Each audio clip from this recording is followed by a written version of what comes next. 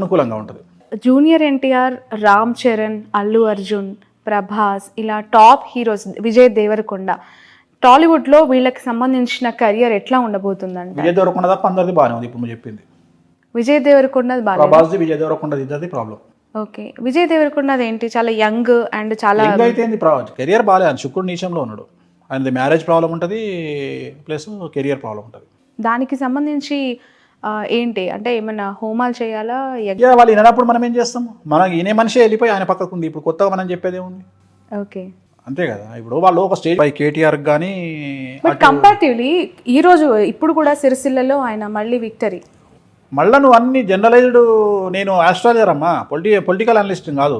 Political astrologer అనొచ్చు, political astrologer అను, కానీ political analyst కాదు. పొలిటికల్ ఆస్ట్రాలజర్ గా చెప్పండి. ఇప్పుడు 3 సార్లు ఆయన ఎమ్మెల్యేగా గెలిచారు, దిగ్విజయంగా మంత్రి పదవులు అనుభవించారు. ఇప్పుడు సరే ఓకే, ప్రతిపక్షంలో కూర్చుంటారు, వేరే విషయం. కానీ నారా లోకేష్ గారికి సంబంధించి అసలు ఎమ్మెల్యేగా గెలుస్తారా అనే ప్రశ్నకు ఆన్సర్ ఏంటి?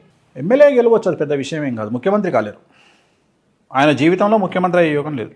ఏంటి ఆయన జాతకం ప్రకారం? రావు మార్గదర్శ నడుస్తుంది 2024 వరకు. ఎలక్షన్లో రావు మార్గదర్శలో ఉంటారు. ఈ ఎలక్షన్లో ముఖ్యమంత్రి అయ్యే యోగం లేదు. ఎట్లాగో లేదు. మీరు 2 టర్మ్స్ జగన్మోహన్ రెడ్డి అన్నారు. సో ఇన్ ఫ్యూచర్ ఆయన జాతకం ఓకే గెలుస్తారా నెక్స్ట్ 24లో? ఆయన గెలవడం పెద్ద విషయం కాదు, నేను అదే చెప్తున్నా. 2025 ఎలక్షన్ కాబట్టి 24లో ఎమ్మెల్యే గెలిచే అవకాశం ఉంది.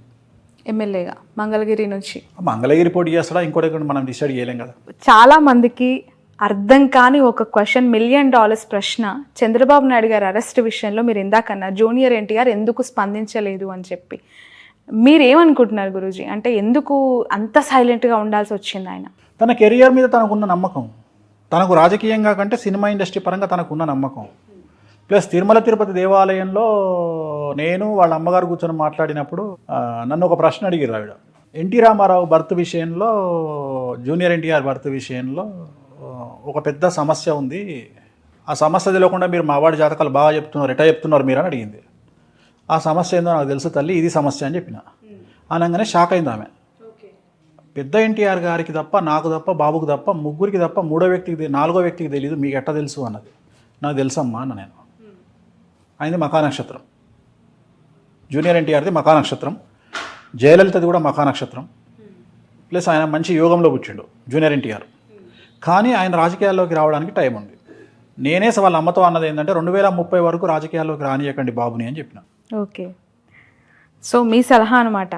నేను చెప్పింది అయితే వాళ్ళ అమ్మగారికి చెప్పిన మాట, తిరుమల దేవాలయంలో చెప్పిన మాట, హుండీ లెక్క పెడుతుంటే పక్కన నేను మాట్లాడింది.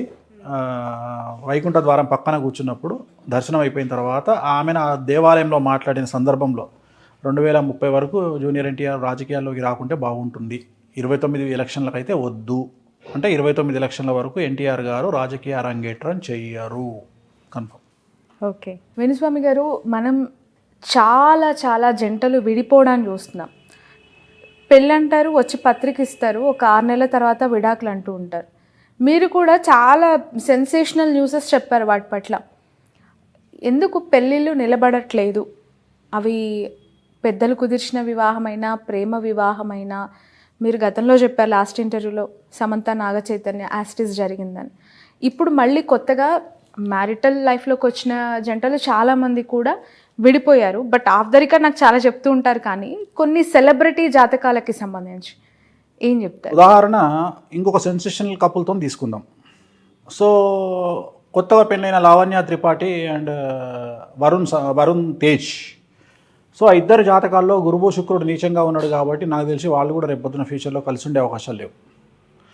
సో ఏమైపోయింది అంటే, నేను ఇట్లా చెప్పంగానే వీడికి ఏం పని లేదా, పాట లేదా, వీడు పెళ్ళిళ్ళు చేసుకుంటుంటే డివోర్స్ అని మొత్తుకుంటుంటే వీడికి పిచ్చి లేచిందా అన్నట్టు అయిపోయింది. నేనేం చెప్తున్నా అంటే, ఈ పెళ్లి చేసుకొని విడిపోవడం కంటే చేసుకోకుండా తగలడం రా అని నేను చెప్తున్న పాయింట్. అంటే జాతకంలో ఉండే దోషాలను బేస్ చేసుకొని మాట్లాడతాను నేను మిగతా విషయాలు మాట్లాడా. అరేంజ్డ్ మ్యారేజ్ కానీ, లవ్ మ్యారేజ్ కానీ 10 పెళ్లిలలో 8 పెళ్లిళ్ళు విచ్ఛిన్నమవుతున్నటువంటి సిచ్యువేషన్లో మనం ఉన్నాం. అందుకనే శాస్త్రం చెప్పేటప్పుడు దేశ కాలమాన పరిస్థితులు అంటాం మనం. తెలంగాణలో, ఇండియాలో ఉన్న కుజదోషం అమెరికాలో ఉండదు, ఆఫ్రికాలో ఉండదు. సో దేశ కాలమాన పరిస్థితులను బట్టి జాతకాలు చెప్పాలి. సో మన దేశంలో కుజదోషం ఉంటుంది, శుక్రదోషం ఉంటుంది, లావణ్య త్రిపాఠికి గురుదోషం ఉంది, వరుణ్ తేజ్కు నాగదోషం ఉంది. కాబట్టి ఈ ఇద్దరి కుటుంబాల్లో ఒక ప్రముఖమైనటువంటి లేడీ ద్వారా, ఒక స్త్రీ మూలకంగా వీళ్ళిద్దరు విడిపోయే అవకాశం ఉంది. ఇవాళ చెప్తున్నాను నీకు. సో ఈ జాతకాన్ని మేము మొదలే అంచనా వేసి చెప్తాం మీరు పెళ్లి చేసుకోకంటారా అని. అయినా మా చావు మేము చేస్తాం, మేము ప్రేమించుకున్నాం పెళ్లి చేసుకున్నాం అని జోస్లో పెళ్లి అంటే చేసుకుంటాం. ఇప్పుడు 6 ఏళ్ల ప్రయాణం, వాళ్ళ ప్రేమ అనేది 6 ఏళ్ళు ప్రయాణించి పెళ్లి పీటలు ఎక్కిందని మాట్లాడుకునే క్రమంలో అట్లా పెళ్లి చేసుకున్నారో విడిపోతారని మీరు చెప్తున్నారు. అంటే మొదలే చెప్తారు వాళ్ళకు, నేను చెప్పడం కాదు ఇది. ఇప్పుడు వేణుస్వామి చెప్పిన కథ కాదు ఇది. వాళ్ళకు సంబంధించిన పండితులు ఆల్రెడీ చెప్తారు వీళ్ళకు మీరు విడిపోతారు చేసుకోకండి అని. అయితే వీళ్ళ ఓవర్ కాన్ఫిడెన్స్ ఏంది అంటే మేము కలిసి ఉంటాం మీరెంత మా ముందరా అనుకొని చేసుకుంటారు. అది ప్రేమికులకు ఉండాల్సిన ప్రథమ లక్షణం, నేను కూడా కాదంటలేను. నాది కూడా ప్రేమ వివాహం కాబట్టి. కానీ పెళ్లి చేసుకున్నాక అస్సలు టార్చర్ స్టార్ట్ అవుతుంది. పెళ్ళి ఎప్పుడు నేను ఇంతకుముందు కూడా చెప్పిన నీకు, ప్రేమించిన అమ్మాయిని సంపాదించడం గొప్ప కాదు, పెళ్లి చేసుకున్న తర్వాత అమ్మాయిని కాపాడుకోవడం గొప్ప అనేది నా ఉద్దేశం. రెండోది ఏంటంటే ఎప్పుడు కూడా మగవాడు అణిగిమణిగి ఉండాలి. ఈ కలియుగంలో మగవాడు రెచ్చిపోతే వర్కౌట్ కాదు, ఎట్లాగో ఆడవాళ్ళు రెచ్చిపోతారు. ఎందుకంటే ఆడవాళ్లకు వర్క్ బ్యాలెన్సింగ్, వర్క్ స్ట్రెస్, ఇంటి స్ట్రెస్ వల్ల బ్యాలెన్స్ చేయలేకపోయినప్పుడు లేదా ప్రకృతి నియమాల ప్రకారం డేట్ వచ్చినప్పుడు మెన్సెస్ టైంలోనో వాళ్ళు బరస్ట్ అవుతారు. దాన్ని అర్థం చేసుకోగలగాలి. హార్మోన్ ఇన్బ్యాలెన్స్, థైరాయిడ్ ప్రాబ్లం వల్ల, పీసీఓఎస్ల వల్ల వాళ్ళు ఏదైనా అరిచి మాట్లాడినా 10 నిమిషాలు సైలెంట్గా ఉంటే కథమైపోతుంది కిస్సా. కానీ మనోళ్ళు అట్లా ఉండదు కదా, దాన్ని సీరియస్గా తీసుకొని మొగోళ్ళు మేధావులు మమ్మల్ని తిడతావా నువ్వు అని పెళ్ళాం మీద కరవడము, అది ఎక్కడికో దారితీసి విడాకులకు దారితీస్తాయి. సో దీంట్లో అత్త ఒక క్యారెక్టర్, తల్లి ఒక క్యారెక్టర్, తోటికోడలో క్యారెక్టర్, వీళ్ళందరూ వచ్చి పెంట పెట్టడం వల్ల విడాకులు అవుతాయి. అయితే మీరు అనొచ్చు ఇవన్నీ సామాజికంగా జరిగే అంశాలు కదా, జాతకానికి ఏం సంబంధం? దాంట్లోనే డిసైడ్ చేస్తాం. గురువు నీచంలో ఉంటే ఒక ప్రాబ్లం ఉంటుంది, శుక్రుడు నీచంలో ఉంటే ఒక ప్రాబ్లం ఉంటుంది, చంద్రుడు నీచంలో ఉంటే ఒక ప్రాబ్లం ఉంటుంది. నా వరుణ్ తేజ్ జాతకంలో గురువు నీచము, శుక్రుడు నీచము.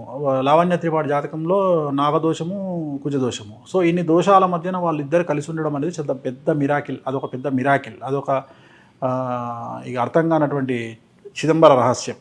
ఓకే, అంటే ఇప్పుడు మెగా ఫ్యామిలీకి సంబంధించి ఎప్పుడు కూడా ఏదో ఒక న్యూస్ టాక్ ఆఫ్ ద టౌనే. మనం గతం మెగా ఫ్యామిలీ అని కాదమ్మా, తప్పది మాట్లాడుకోవడం. ఎందుకంటే ప్రతి కుటుంబంలో ఉంటుంది. వాళ్ళు సెలబ్రిటీస్ కాబట్టి బయట తెలుస్తుంది. మన పక్కింట్లో ఏం జరుగుతుందో మనం, అది సెలబ్రిటీ కాదు కాబట్టి చెప్పం అంతే. సో అలానే అంటే ఇది సెలబ్రిటీ ఫ్యామిలీకి కాబట్టి ఇంత చర్చ కూడా జరుగుతుంది. నేను కూడా అందుకనే చెప్తా కదా, మీరు నాగ చైతన్యకి డివోర్స్ అవుతాయని చెప్పారు, అఖిల్ కి పెళ్లి కాదు డివోర్స్ అవుతాయని చెప్పారు. ఇప్పటి వరకు ఆయన కూడా కెరియర్ కూడా ఎఫెక్ట్ ఉంటుంది, ఆయన సెట్ కాడని చెప్పిన. ఎందుకంటే ఆయన జాతకంలో ఉన్న దోషము, మా చుట్టమేమో నాకీలు, నాకు శత్రువా ఎందుకు చెప్తా? సో ఇవన్నీ ఉన్నాయి, నేను చెప్పినవి చాలా ఉన్నాయి. నేను చెప్పినవి అన్నీ తవ్వుకుంటూ కూర్చుంటే నేను చెప్పిన 100లో 98 సక్సెస్. నా సక్సెస్ రేట్ 98. నేను చెప్పినవి ఆల్మోస్ట్ ఆల్ జరిగినాయి. నేను చెప్పినవి జరగలేదు అనేది వెతికితే కష్టం, అసలు జరగకుండా ఉండవు. కాకపోతే ఆ టైం వరకు వెయిట్ చేయాలి అంతే. రెండోది ఏంటంటే ఎందుకు చెప్తున్నావు అంటే పబ్లిసిటీ కోసం చెప్తున్నావు. బరాబర్ చెప్తా. నా లైఫ్కు నేనే సీఈఓ. మరి నన్ను నేను ప్రమోట్ చేసుకోవాలి, ఎవడు చెప్తాడు నన్ను? బట్ అలా ఒకరి లైఫ్ ని పబ్లిక్ ఫిగర్స్, సెలబ్రిటీ స్టేటస్ వాళ్ళని మాత్రమే చెప్తా. వాళ్ళ లైఫ్ ని ఇలా మీడియాలో ప్రస్తావించడం వాళ్ళ దృష్టిలో చెడవుతుంది కదా. వాళ్ళ దృష్టిలో చెడు అయినా వాళ్ళ వల్ల కొంతమంది బాగుపడతారనే ఉద్దేశం. సమంత, నాగ చైతన్య ఎగ్జాంపుల్ వల్ల చాలామంది పెళ్లి చేసుకోకుండా ఉన్నారు నాకు తెలిసిన వాళ్ళు. అంటే వేణుస్వామి నిజాలు చెప్తాడు, సమంత నాగ చైతన్యది ఇట్లా అయ్యింది కాబట్టి మేమిద్దరం వస్తాం అని నా దగ్గరకు వచ్చి కూర్చొని, స్వామి గారు మేమిద్దరం పెళ్లి చేసుకుంటాం, మా ఇద్దరికి షష్టాష్టకాలు అయినాయా, మేము చేసుకోవాలా వద్దా అని అడిగితే అమ్మాయి ఏమంటుంది? తల్లిదండ్రులకు చెప్తుంది అమ్మాయి, వేణుస్వామి చెప్పితే నిజంగా నమ్ముతా, లేకుంటే నా పిల్లగానే చేసుకుంటా. కొన్ని అంచనాలు తప్పొచ్చు కదా మీరు చెప్పిన ప్రెడిక్షన్స్. అంచనాలు తప్పవు, టైం తప్పుతుంది.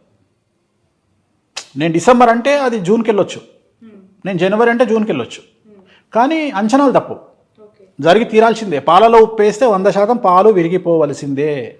కానీ అది పాలు పొంగినప్పుడు ఇరిగిపోయినాయా, పొయ్యి మీద వెట్టంగా ఇరిగిపోయినాయా, దించేటప్పుడు ఇరిగిపోయినాయా అనేది తేడా. సో జరిగి తీరాల్సిందే. సో చాలామంది మారుతున్నారు. నేను చెప్పడం వల్ల షష్టాష్టకాల గురించి, సమంత నాగచైతన్య గురించి మాట్లాడినప్పుడు చాలామంది రియలైజ్ అవుతున్నారు. చాలామంది వేణుస్వామి దగ్గరకు వచ్చి మీరు చెప్పింది ఇంకా రబ్బర్ స్టాంప్ అని ఫిక్స్ అవ్వాలి.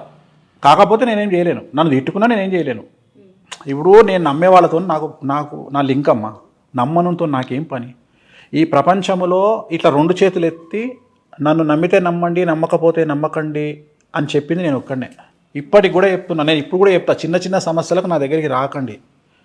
ఆ సమస్యలు మీ దగ్గర ఉన్న పంతులకో, పురోహితులకో, జ్యోతిష్కులకో చూయించుకోండి. పెద్ద సమస్యలు అయితేనే నా దగ్గరికి రండి, చిన్న సమస్యలకు నా దగ్గరికి రాకండి. పెద్ద సమస్య ఉంటే నా దగ్గరికి రండి. అంటే మీ లెవెల్ పెద్దది, నా లెవెల్ పెద్దది అంటలేను అమ్మా. పెద్ద సమస్య ఉంటే రమ్మన్నప్పుడు చిన్న సమస్యలకు మీరు పరిష్కారం, క్యాన్సర్ లాంటి రోగాలకు నా దగ్గరికి రండి. మీకున్న రోగాలకు లోకల్ డాక్టర్ దగ్గరికి వెళ్ళండి. ఓకే. అప్పుడు అది పెద్దదెట్ అవుతుంది? నేను తోపునని చెప్తలేను కదా. నేను అనేది ఏంటంటే ఆ టైం వేరే వాళ్ళకి ఇచ్చే అవకాశం నాకు వస్తుంది. నాకున్న టైమే తక్కువ, ఎవరికైనా 24 అవర్సే. దాంట్లో నా సోమర్థనానికి 9 గంటల వరకు ఇవ్వ. సో నేను వచ్చేది 12 గంటలకు నేను వచ్చి జాతకం చెప్పుకోవాలి అంటే ఆ 12 నుండి 4 మధ్యలో మహా అంటే 15 మందికి జాతకాలు చెప్తా. సో ఈ 15 మందికి చెప్పుకుంటూ పోతే ఎంతమందికి 8,000 మంది వెయిటింగ్ ఉన్నారు ఇప్పుడు ఈ రోజు కండిషన్. నేను ఎంతమందికి చెప్పుకోగలుగుతా? అందుకని దయచేసి మ్యాక్సిమం నా దగ్గరికి. ఇంకొంతమంది ఏం చేస్తారు, ఇప్పుడు ఒక క్లయింట్ నా దగ్గరికి వస్తాడు, ఒక రెమెడీ రాస్తా, తిరునల్లారు పోయి పూజ చేయించుకొని రండి. పూజ చేయించుకొని వచ్చినాక మళ్ళీ నా దగ్గరికి వస్తా అంటాడు. అయ్యా నువ్వు పూజ చేయించుకున్నావు కదా నాయన, మళ్ళీ నా దగ్గరికి ఎందుకు వస్తావు? రెమెడీ అయిపోయింది, వెళ్ళిపో. మళ్ళీ కలిసి నాతో మాట్లాడు, స్వామి నేను పూజ చేయించుకున్నా అని చెప్తా అంటాడు. సో అందుకని నీ ద్వారా చెప్తున్నా, నా దగ్గరకు వచ్చి రెమెడీ చేసుకున్నాక అవసరం లేదు నన్ను కలవడం.